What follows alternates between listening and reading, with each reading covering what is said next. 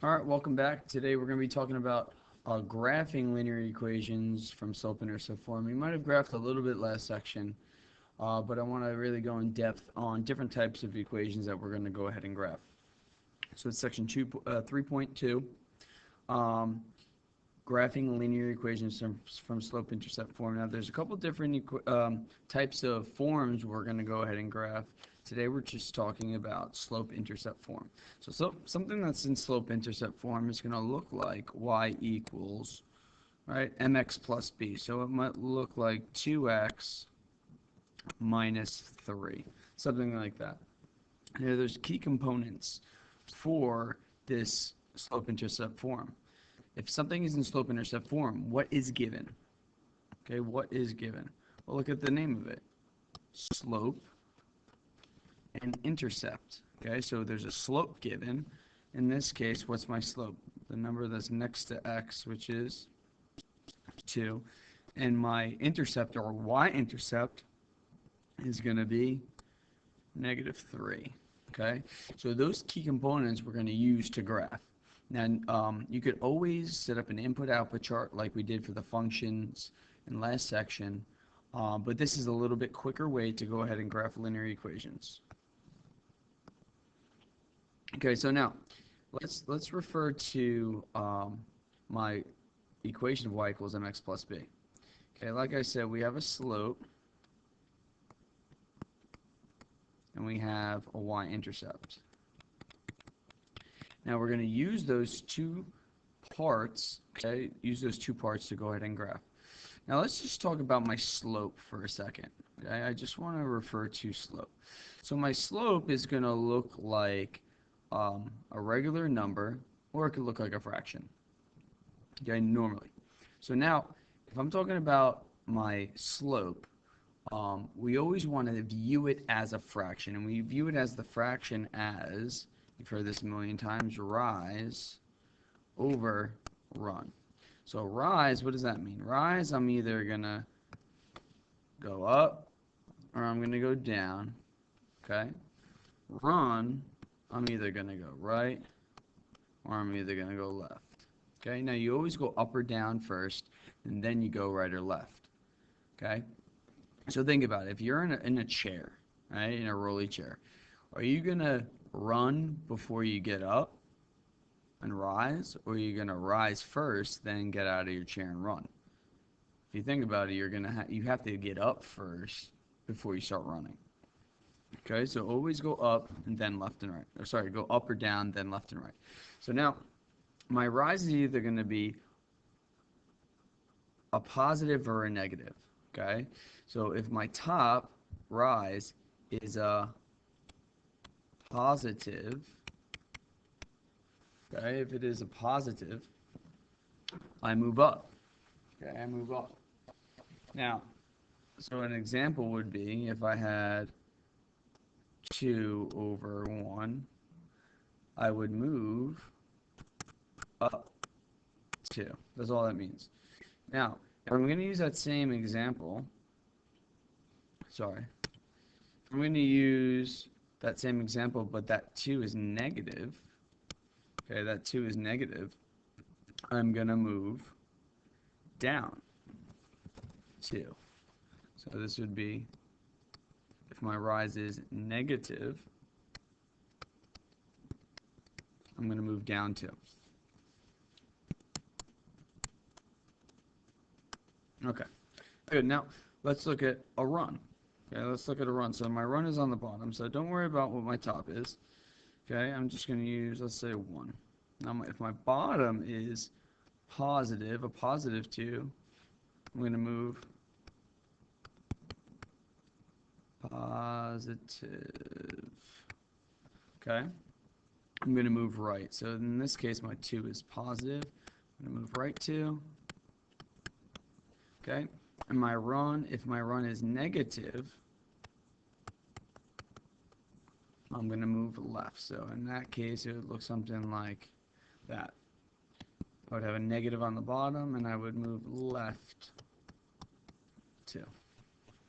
Now, normally, you're probably going to see that negative either in the middle or on the top.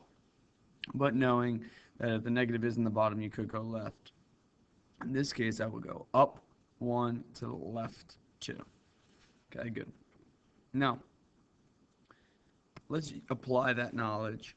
So in this case, if I have an example of -3/2, okay, so my negative is a rise. So am I going to go up or down? All I want you to do is write the words, write the translation. What are you doing? So I'm going to first go down 2, then I'm going to move. That's a positive on the bottom, so I'm going to move right. Oop, that should be down 3. That's a mistake on my part. Down 3. Okay, and I'm going to move right 2. Okay, and move right 2. So in this case, let's look at example 2. So if I have 1/2, I'm going to move up or down 1. That's a positive. I'm moving up 1, and then I'm going to move, just put a fraction bar, and I'm going to move what? 2. I'm going to move right 2 because that's a positive. Okay, cool. Try example 3. That's going to be a money problem. Good luck. Pause the video.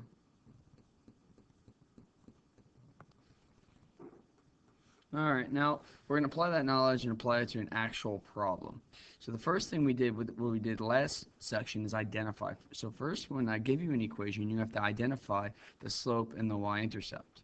Okay, slope and y-intercept. And then I'm going to show you how to go ahead and graph using those components. Okay, good. Now, looking at my first example, my slope is the number that's next to x. So in that case, it's 2/1. So I'm going to write 2/1. Good. My y-intercept is just the other number. Now just make sure that you're going to carry that sign that's in front, which is -3. So I'm just going to write that right here. Okay, good. Now, if I have my y equals mx plus b, I always want to begin with my y-intercept. So I'm going to begin with my y-intercept. So I'm going to go ahead and plot that point. So where is -3 on the y-axis? Y to the sky, so it's up and down. -3 is right there. So my y-intercept is where my line crosses my y-axis. Good. Now, from there, I want to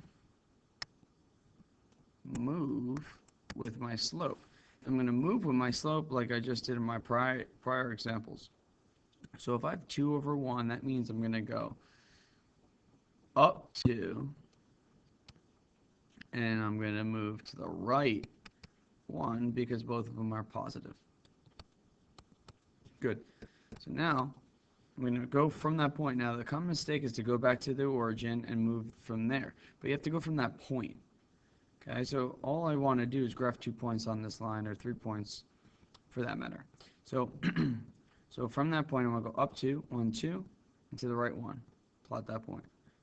And you could plot a couple more points. Up 2, to the right 1. Up 2, to the right 1. Up 2, to the right 1.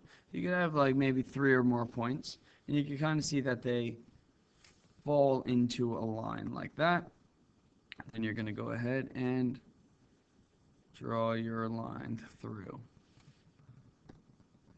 So it's going to look something like that. Okay, cool. So I want you to try example 2. It's going to be a money problem. Good luck. All right, last thing. Now I want to try to write these equations in slope-intercept form when I'm given just the slope and the y-intercept, and I'm given a graph. So when I'm given the slope-intercept, all I'm going to do is plug those values in. So substitute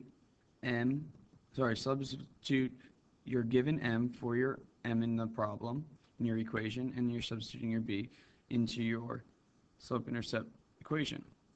So simply, I'm just going to write y equals, now I don't want m. What is my m? My m's 2. Let's write a 2. Right? Then I have to write my x. Then I want to go plus, what's my b?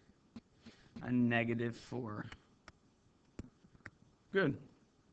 Now, if I left it like this, it's not completely simplified. Now, if you remember in the prior sections, I said I didn't want double signs in next to each other. So if I plus and negative, that's the same thing as saying subtraction. I'm going to say -4. Now I'm just going to rewrite what I didn't use. Oop. That is wrong. That should be a y. And I am done. So I'm good there. Now, the harder one is looking at a graph. So when I look at a graph, I want to try to find 2 points that are on my graph. So to find points, you want to go through kind of where those 4 corners of a box meet. So I'm going through my line. I hit 4 corners there. I hit 4 corners there. Hit 4 corners there. Hit 4 corners there. Hit 4 corners there. Now, you don't have to draw all of those points, or you may. But really, all I want to know is how do I get from one to a second point. So all I really want to do is pick 2 points. So from those points, I want to find out my slope and my y-intercept, because that's what I need. So in that case, I'm going to go, let's start from the leftmost point that I have, which is that point right there. Now from that point, I want to rise, then I want to run. So how do I get to my next point? Am I going up or down? So I'm going up. How many? 1, 2. So if I go up 2, that equates to a +2, right? Now I want to run to my next point. I'm just going right 1. So I'm going to right 1 on all I'm going to write is a +1, right? Good. So now my slope is basically +2/1, or just 2, however you want to write it. Good. Now, all I want to know is where does my line cross my y-axis, and that is at that point right there. And the ordered pair is what? 0, 3. But what goes into your equation is just that number of +3. Okay, good. Now, look at my equation. Go ahead and plug in. So I'm going to have 2/1, plug it in for n. So I'm going to have y equals 2/1 x plus, what's my b? It's 3. So I'll go ahead and finish my equation like that. I don't have any double signs, so it is simplified. All right, so that does it for 3.2. If you're going to finish this video, you're going to move on to the practice set next. See you next time.